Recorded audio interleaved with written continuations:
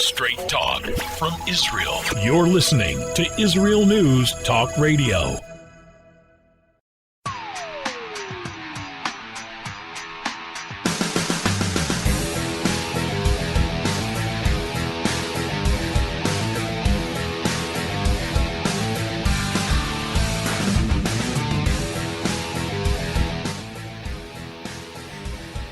Joe Biden's foreign policy appointees and other people he is appointing to his cabinet as he assumes that he will be the next president of the United States. And he very well may be. We still do not have the official final decisions yet. And so we're going to be exploring exactly who he is appointing and its potential implication, not just for Americans, but for Israel, as well as the wider world. Let's remember that America, what is that famous saying? If America sneezes, the rest of the world gets a cold, something like that. And it really is true in the sense that so many countries are depending on the United States for as being their ally. And the United States is strong. They used to call it the policeman of the world. I don't think it's really got that label so much anymore, especially after 8 years of Obama before Trump, where he was trying to globalize America rather than what Trump's position is to make America great again. So what are we seeing here? How is it going to affect places? And let me just give you an example. We have right now an amazing thing called the Abraham Accords, something historical, where Arab countries that snubbed Israel, boycotted Israel, battled Israel in wars, funded terrorism against Israel, now have come to the peace table wanting to make peace with Israel. This is something that is incredible and at incredible speed. Now, I'm not going to say that it's because all of a sudden they woke up one day and they're in love with Israel, but I believe that they see which side their bread is buttered on. And when they look at their enemy, Iran, and they see that the enemy of my enemy is my friend, they've come to make peace with Israel with the backing of the strong United States. However, if Biden gets in, he renews the Iran deal, etc., and it cuddles up to Iran, their enemy, what will happen? We'll be right back.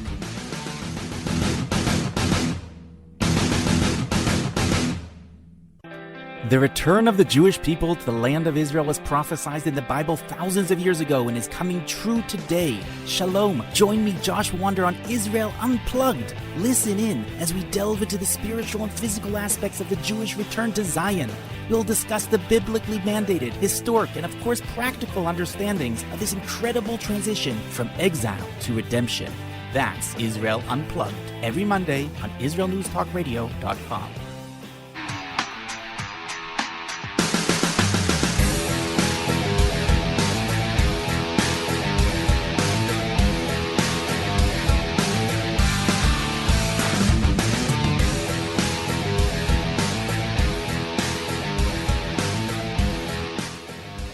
All right, we are back here at the Tamar Yonah Show on IsraelNewsTalkRadio.com, and our guest is Barry Shaw. He's going to be talking to us about Biden's foreign policy appointees and what it means not just for Israel and Americans, but the wider world. Barry Shaw is the International Public Diplomacy Director at the Israel Institute for Strategic Studies. His books include Fighting Hamas, BDS and Anti-Semitism, BDS for Idiots, and 1917 From Palestine to Israel. They're all available on Amazon.com or at the Stamatsky bookstores here in Israel.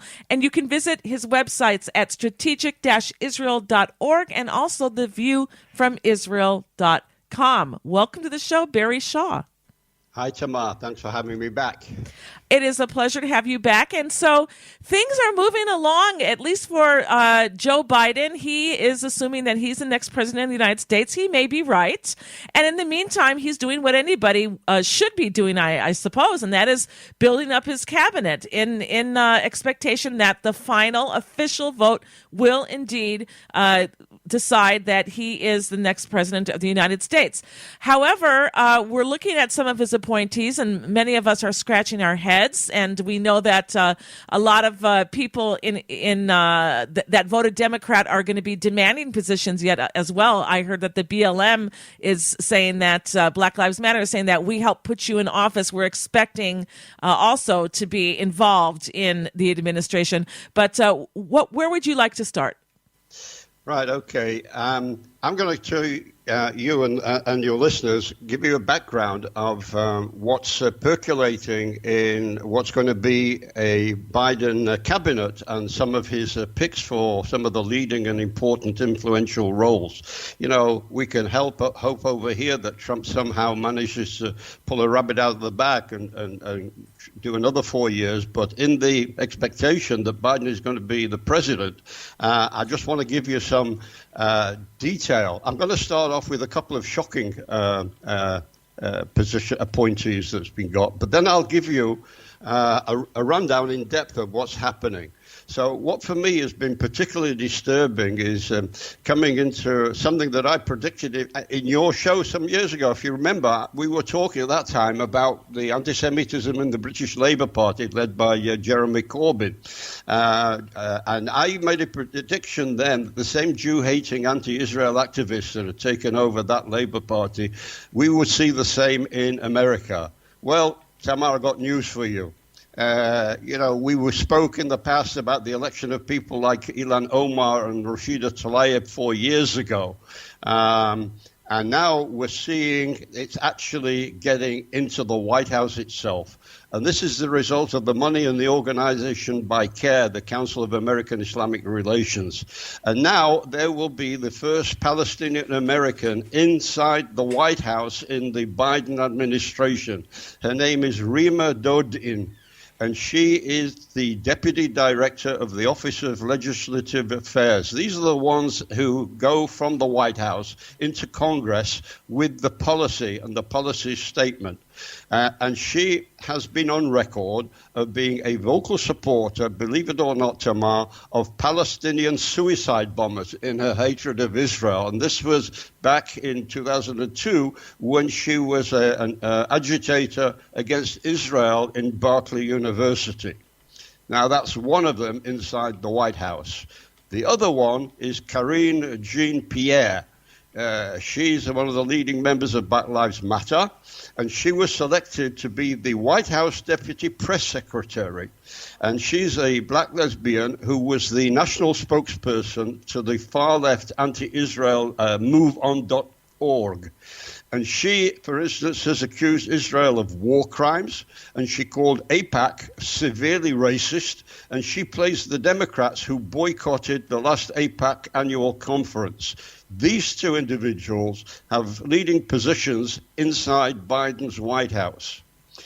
Now, one thing that we can see from Biden's pick of leading policymakers is that he's dipped into the Washington swamp for his key posts. Because although these other that I've mentioned, you can say come from the far left Marxist socialist wing, what was striking is the people who were in the Democrat White House or agents who maintain contact between corporations and foreign governments and the White House and Congress. And I'm going to give you a rundown of how it works in Washington, what Trump called the swamp.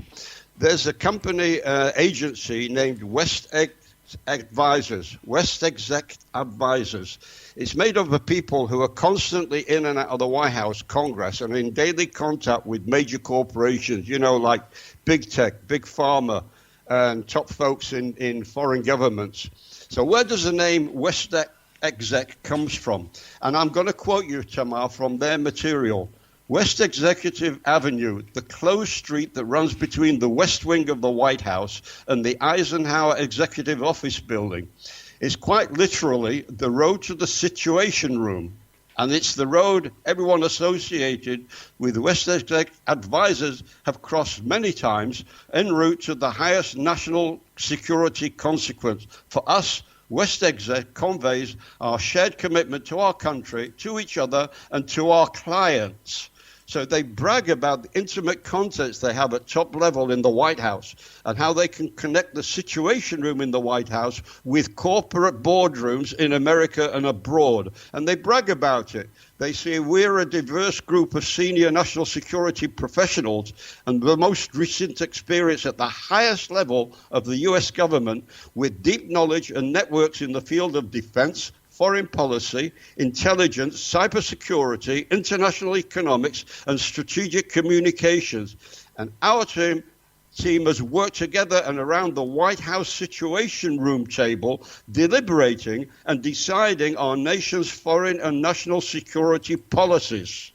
Collectively, we have an unparalleled perspective to help our clients manage risk and achieve their goals. So who are these people working for? Are they working for big corporations and foreign governments, or are they really there representing the interests of the American people? I'll leave that for your listeners to decide. But basically, Tamar, it's a government in waiting, and it's Team Obama back in power and steering America. I'll start off with one. Okay. Antony Blinken, the Deputy Secretary of State under Obama. John Kerry, who's going to be in charge of climate change. Janet Lennon, these under, again, if she's going to be the economic minister, the treasury minister. Alexander Mayorkas, who's now become the head of the deputy, the Homeland Security. All of these people. Also, Avril Haines, deputy director of the CIA under Obama. Jake Sullivan, who was a national security advisor under Obama. All these were Obama posts. All of these Biden has given top posts to, packed with West Executive top executives. In other words, Biden has picked Obama's holdovers for his top positions. And the West Executive Advisors was created by Antony Blinken. Blinken is now going to be the new Secretary of State, replacing Mike Pompeo.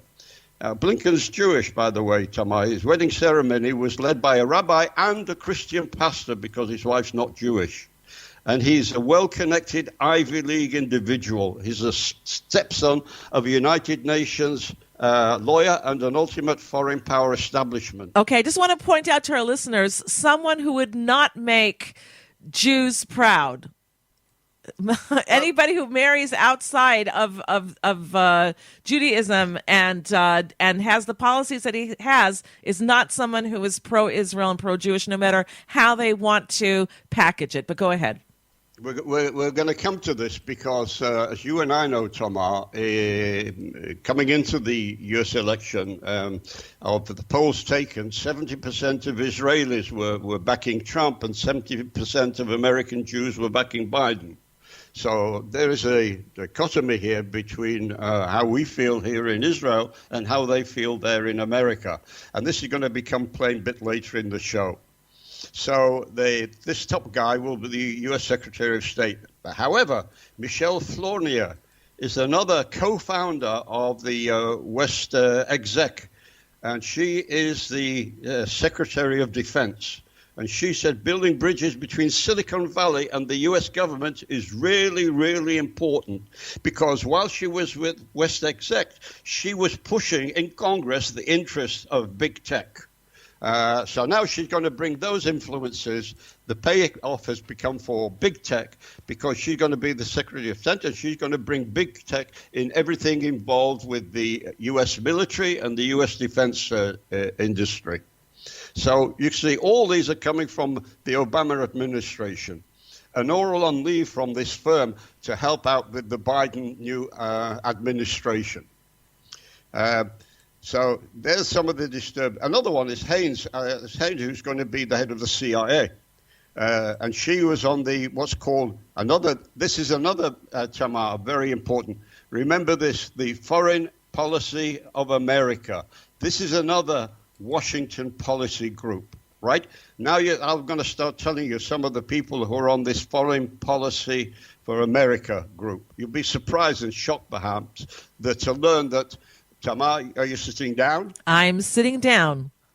One of the top executives of the Foreign Policy for America is Jeremy Ben-Ami, the head of J Street. Okay, which is totally anti-Israel. Okay, go ahead. He is one of the 12 boards of directors of the Foreign Policy of America. J Street, as we know, is a Jewish group that has one overriding policy: to push for the creation of a Palestinian state. It doesn't matter to them who heads the state. It could be the PLO or Hamas. Hi, everyone. This is Andrea Siminto from Jerusalem, inviting you to drop everything and join me on my show, Pull Up a Chair. We'll visit this week's quirky stories, meet fabulous guests, and discover my Israel. Together, we'll laugh, shout, and explain the topics that make us say, hey, we've got to talk about that. So get comfortable and pull up a chair with me, Andrea Siminto, every Thursday on Israel News Talk Radio. Psalm 23, the Lord is my shepherd, I shall not want. Did you know this psalm and many others were composed by a Jewish shepherd and musician who later became a king? Would you like to know some of the inner meanings of psalms to help you connect with God and strengthen your soul? An exciting and easy-to-read book is now available which will help you do just that. Software for the Soul, Psalms for Everyone, available on Kindle, Audible, and Amazon.com. Software for the Soul.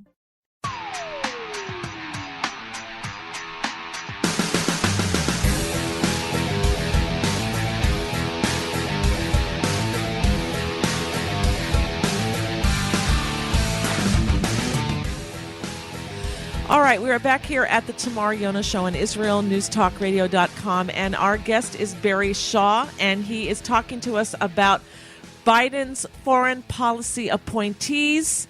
He's revealing their history, their past record, and the potential implication not just for the United States, but Israel and the wider world. So why don't you give us a little bit of a recap, Barry, if you can. Right. Okay. Well, I was talking about this other NGO, this influential NGO that is in and out of Congress and in and out of the White House, and it's called the Foreign Policy for America. And in the research that I did, I was absolutely shocked to find that actually that Jeremy Ben-Ami, the head of J Street, which is one of the perhaps the most anti-Israel Jewish organizations in America, is one of the board of directors on this Foreign Policy for America. And another executive director of this Foreign Policy of America is a guy called Andrew Albertson. And he has a long record, as I said earlier in the early segment, of supporting J Street going back. In fact, they support each other. And their section on the Israel-Palestinian conflict, it reads like we're in the wrong in Israel and the Palestinians are the poor, suffering people. And they quote in their advisory that goes to government officials in America the extreme Israeli NGO B'Tselem, which the Simon Wiesenthal Center called a campaigner against its own country. And the Foreign Policy for America published a history of the conflict, which according to them began in 1949. But it conveniently forgot to mention the murderous Arab pogroms against the Jews here in Israel, then Palestine, in 1920, 1921, 1929, and the 1936-39 pogroms and riots and murder of Jews here. I just want to say here, you're saying that they call them a campaigner against their own country. That's what's called traitors and treason. But it's just wrapped up in a nicer, package. But this is what appears in their advisory documents, which they give to every member of Congress, both House and Senate. Okay.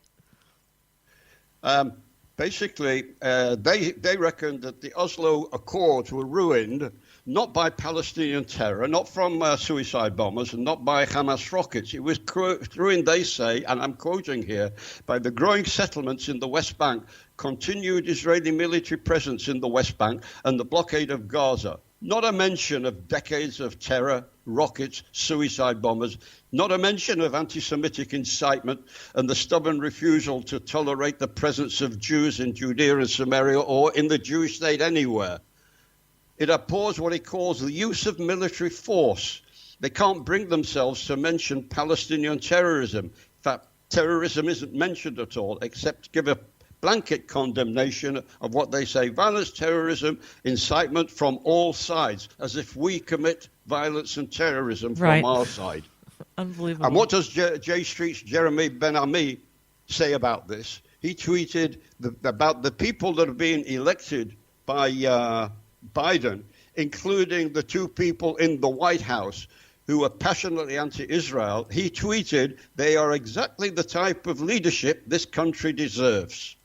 Really? Basically, if you voted for Biden, this is the type of leadership that your country, America, deserves. And that's according by Jeremy Ben-Ami, the head of J Street. Now, just before I go off to what I mentioned in the first about the West Exec team, members of the West Exec team include Dennis Ross and Daniel Shapiro. Daniel Shapiro was the U.S. ambassador to Israel under Obama. And Dennis Ross was one of the architects of the Oslo Accords that collapsed as soon as Israel was forced to allow Arafat and his PLO terrorists back into Israel from Tunis, and when he renewed his deadly terror attacks against Israel, which became known as the two Intifadas. Thousands died as a result of Ross's handiwork. And as for Daniel Shapiro, Tamar, I'm going to make another prediction. I know I was wrong when I made my guess about the Secretary of State, but my bet is Daniel Shapiro will be the next U.S. ambassador to Israel. What do you think about that? I think that when they talk about when Biden himself talks about a dark winter coming up, I see a dark 4 years of a winter coming up. Well, in that case, you're not going to like what I'm going to come into now. Let's go back to Anthony Blinken, the next Secretary of State, and let's take a look at his foreign policy background. You know, Robert Gates once said of Joe Biden that Biden has been wrong on nearly every foreign policy issue. Basically, he means that Anthony Blinken has been wrong on every foreign policy issue. The thing about my research on Anthony Blinken is that he loves to push human rights issues, especially in the Middle East. He loves what he called, do you remember years ago, what he called the Arab Spring? That was the Arab uprising against corrupt failed leadership, right? Yes. And it's it's sort of like they link it basically with the American street protests we had this summer that were exploited and taken over by malevolent actors. In America's case, it was like Antifa, Black Lives Matter. But in Egypt, for instance, it was the Muslim Brotherhood, right? Or in prior to that, in Iran, the Mad Mullahs of Tehran with the overthrow of the Shah of Persia. The rival Islamistic groups in Libya, for instance. It wasn't the Arab Spring, it was the Islamic winter. And while Blinken's talking about human rights in the Middle East, he did nothing to help the Iranian people suffering under the yoke of the Ayatollahs or anything. On the contrary, he crafted the Obama failed nuclear deal with John Kerry. So he's got his hand on that terrible deal. On the other hand, he had nothing to say, for instance, about the human rights abuses in China, as Biden opened the door to communist China to steal American factories and jobs. Nothing, doesn't say anything about human rights when it comes to there. He talks about human rights when he talks about the Palestinian issue, for instance. Or, for instance, what's happened in Egypt. He doesn't like Sisi very much because he thinks that when Sisi brought the army to overthrow the Muslim Brotherhood, that was really abuse of democracy because the people had voted for the Muslim Brotherhood, and therefore Sisi was a human rights abuse. But thank goodness that we have a Sisi in charge of Egypt and not the Muslim Brotherhood. So over Iran, Anthony Blinken has said that he, and I'm quoting here, wants to be united with our partners instead of isolated from them. That means being partners with the UK and the EU, who are desperate to resume lucrative deals with Iran that will fund the regime's war against Israel and America. So, I mean, these people are creating, these globalists who are creating these foreign policies really don't know they're feeding the hand that's going to turn around and bite them. As with do they? Wait, I have to stop you here, Barry, because this is unbelievable what you are saying. How can they call someone their partners who have demonstrations that yell "Death to America" and call America the big Satan? Explain that. And why isn't anybody else talking about this? Well, don't you remember that when John Kerry was negotiating the deal smilingly with the Iranians, they thought they could outbarter the Iranians. Well, nobody can outbarter the Iranians because when it comes to a shock mentality, or playing chess, the Iranians are the world champions. But Obama tried to pass it off as a great achievement, done peace, like. In that was basically Obama taking the role of Neville Chamberlain to the Ayatollah to Hitler, basically. Mm-hmm. And they think they'd made a great deal, especially when they delivered a plane with $150 billion to the and these big pallets of money were offloaded at the airport at Tehran. And disgrace and humiliation, yes. Is financing the Iranians in the hegemony coming across the Middle East. And this is basically one of the reasons why we find ourselves with the Gulf states, like United Arab Emirates and Bahrain, maybe others, making approachments and normalizations agreements with Israel.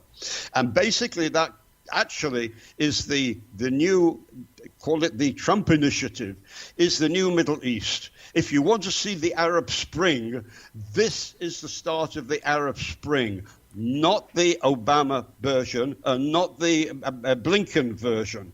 Unfortunately, my fear is that under the Biden administration, we're going to see an absolute reversal because, for one reason, they are so obsessed with hating Trump, they cannot allow him any success, and they feel they have to reverse everything.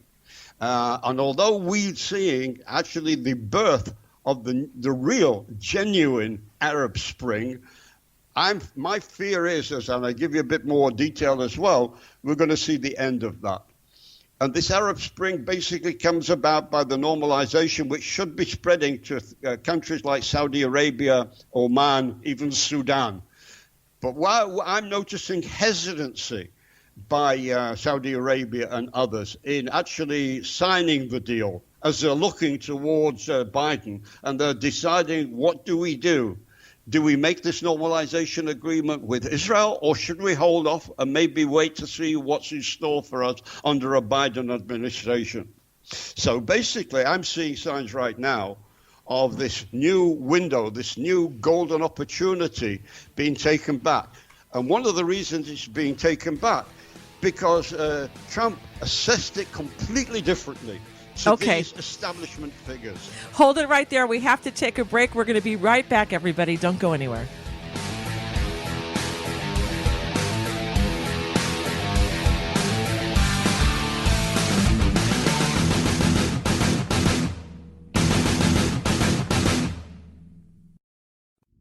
Are you interested in transforming your life, drawing closer to the Creator, and uncovering the deeper meanings and hidden treasures in the Hebrew Bible? Then join me, Rav Yitzhak Michelson, and me, William Hall, on the Science of Kabbalah, where we are seeking to narrow the gap between what we understand of our physical and spiritual worlds. So make sure to tune in every Tuesday at 5 p.m. Israel time, 10 a.m. Eastern Standard Time, here on Israel News Talk Radio.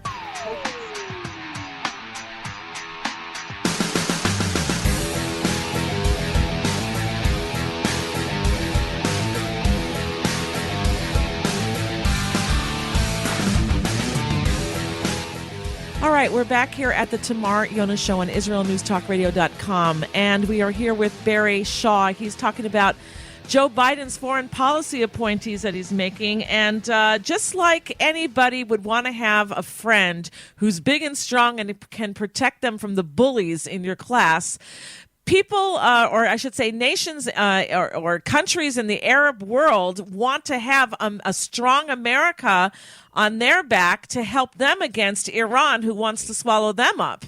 And they've been going into the Abraham Accords with Israel, with this strong Israel in the region, a strong America as a further backup. And now if Joe Biden gets in and he's going to be helping their enemy, Iran, what does this mean for the Arab world? And rightfully so, they're worried. So, Barry, where would you like to launch from there? All right. Before I was talking about how you've got to understand the mindset of the West exec top leadership to understand which way the Biden administration is going to go with its foreign policy. Basically, I was making the point earlier that it's going to be a reset. They have to basically destroy any of the achievements of the Trump administration. And their main thing, and we hear this with Blinken, we hear it also with the U.S. ambassador to the United Nations, it's going to be very strongly going to be talking about the world how much they care about human rights. Well, actually, they don't, because you never hear about human rights for the poor Iranians suffering under the mad mullahs or the people in China suffering under the communists. They will never mention human rights when it comes to Iran or the Iranians. You'd never mention human rights when it comes to China. And the people suffering under Chinese communism. But you'll only hear it when, for instance, it comes to Israel and the Middle East. And part of that reset I was saying before is Blinken in the past was hailing what he called the Arab Spring, where it was really the Islamic winter.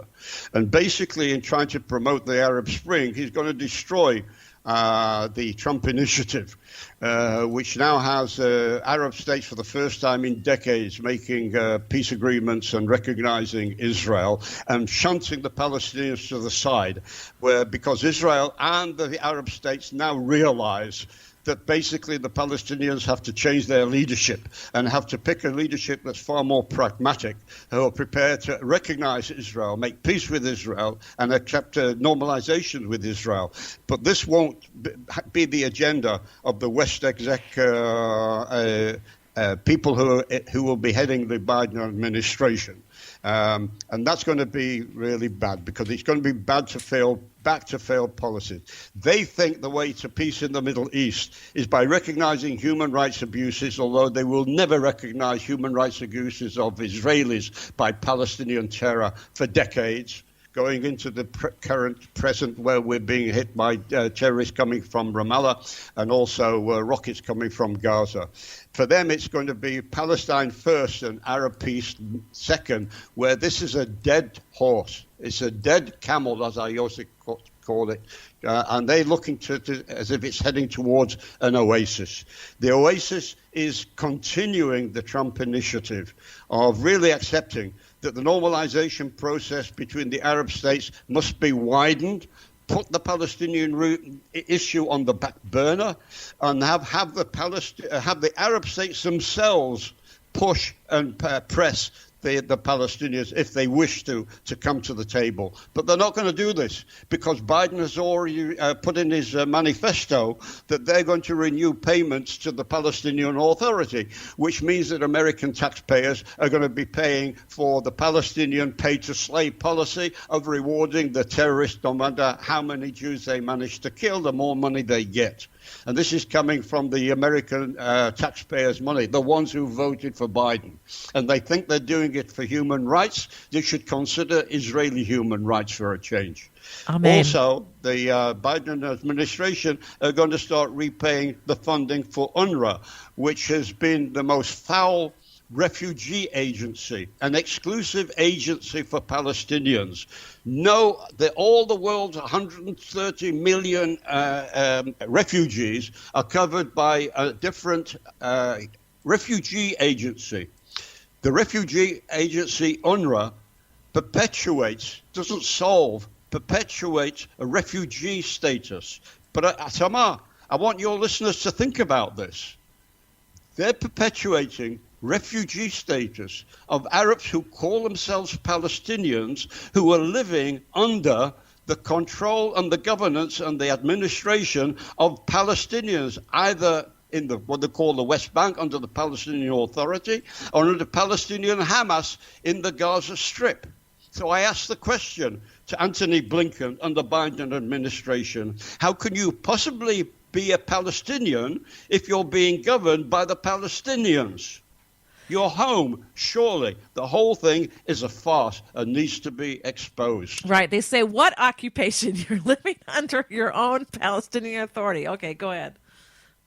But I say, basically, you've got to get into the mindset, as I said before, of these West executives and understand they've been in contact for years with big tech, big corporation, globalization. They back the globalization movement with governments.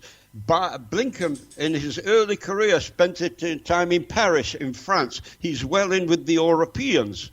And he's crafting basically a new deal with the Iranians, which will basically be a cobbled version of the John Kerry version. And basically this will enable the European countries to pour money and to receive money into Iran by doing contracts with the Iranians, which will boost the Iranians regime's power grab because they can fund their ballistic missile programs and they can fund also their proxies in, for instance, Yemen. Here's another example. Blinken has criticized the Saudi Arabia involvement in Yemen, what they call it a civil war. He calls it a human rights abuse. But what Saudi Arabia, and I don't really need to be a spokesperson for the Saudi Arabia, is they're taking on Iran in Yemen. Because if Iran's proxies in Yemen take over Yemen, it means that shipping coming into the Red Sea would be put at risk, not only for Saudi Arabia, but also for Jordan and for Israel, because that Red Sea route comes into the port of Eilat. And what Saudi Arabia is doing is something that Israel approves of, although Antony Blinken, the next Secretary of State, doesn't, because he doesn't really understand, and he should be made to understand, that war that Saudi Arabia has in Yemen with Iraq Iran is basically the same war we've got in Syria with Iran to stop the incursion of Iran up to our borders and up to the borders of Saudi Arabia. And this should be another issue that should be driving Saudi Arabia, even before the Biden administration gets into the White House, to make a normalization with Israel right now. All right. So you have to explain to all of our listeners, with all this happening, what is the motives that is driving this type of policy with the Democrats? As I said, it comes from the establishment. It's what Trump called, and we started fighting, but I don't think you realize how deep it is, the Washington swamp. These are the executives who see the world through their prism of their own eyes because they have their contacts with international governments and international corporations, and they don't want anybody rocking the boat. And all the policies, the wrong policies, that it comes to foreign affairs, which we've suffered from, have come from these people who direct things this way. Now, I'm going to put another situation to you before we have to wrap up. Linda Thomas Greenfield is Biden's choice to be the U.S. ambassador to the United Nations. And she comes from one of these swampy groups in Washington, NGOs in Washington, because she was the vice president of the Albright-Stonebridge Group. And this Albright-Stonebridge Group was formed by a former Secretary of State, Madeleine Albright. So you can see it's everybody's rubbing each other up. Now, what's her main job going to be in the United Nations? To promote global human rights. But basically, under the surface, Linda Thomas Greenfield and also Blinken will be there to prepare the way for Barack Obama to be the next United Nations Secretary General in 2 years' time. Another long-term prediction of my own is that Barack Obama will be the next United Nations Secretary General, and that job comes up in 2022. And we go back to just prior to him being elected president, that he promised, basically threatened America, that he would fundamentally change America. Well, Tamar, you and I have seen what's happened in America since day one of the Trump administration, where they went after him with what's called a phony Russian collusion, with the impeachment over a phone call to the president of Ukraine, to the corruption of the intelligence, national security, law enforcement and justice in trying to dig the dirt on Trump and a special counsel. We saw that going on also with the elections, where some people deny there was any corruption in the system. But all this is basically the handiwork of Obama fundamentally changing America. Now he wants to fundamentally change the world.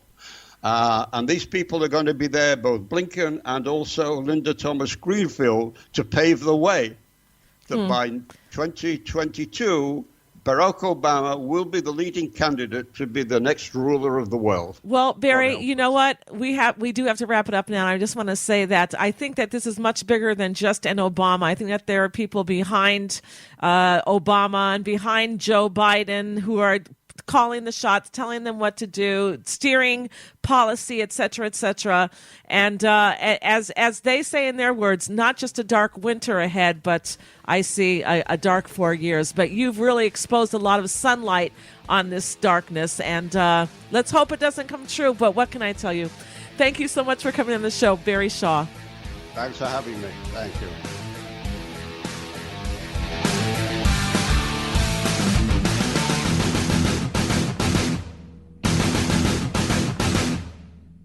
If you love Israel News Talk Radio, then you'll love our Facebook page. We keep you up to date on what's happening in Israel, plus little surprise treasures that we don't share on the radio. Go now to follow us on Facebook. Just look for the Israel News Talk Radio Facebook page, and don't forget to subscribe and follow us by clicking on the like button. We post great stuff there that you'll want to share. Israel News Talk Radio on Facebook and Israel News Radio on Twitter. If you're hearing this message, everyone else can too. Advertise with Israel News Talk Radio and get your message out to people. We'll build a personalized package for you. Contact advertising at israelnewstalkradio.com. Straight talk from Israel. You're listening to Israel News Talk Radio. Hey, this is Jake in Anchorage, Alaska, and I love listening to all the super interesting interviews and up-to-date information on what's happening in Israel. Hello, this is Anna King, originally from London, now living in Israel. And what can I say? Israel News Talk Radio is my cup of tea. My name is Bhaskar. I'm from India, and I love listening because you get to know the truth and wonderful voices from this lovely country. Mom! Okay, wait a minute. Hi, this is Chava Dax, and I'm calling from the rolling hills of Ma'ale Adumim, just north of Jerusalem. I always listen to Israel News Talk Radio to get all the latest news and commentary and to keep me up to date every day. This is Sarah Dax from Ma'ale Adumim, and I'm 12. I wish Israel News Talk Radio was boring so my mom wouldn't listen to it all the time. Mom! You're listening to Israel News Talk Radio. News, opinion, and more. You're listening to Israel News Talk Radio.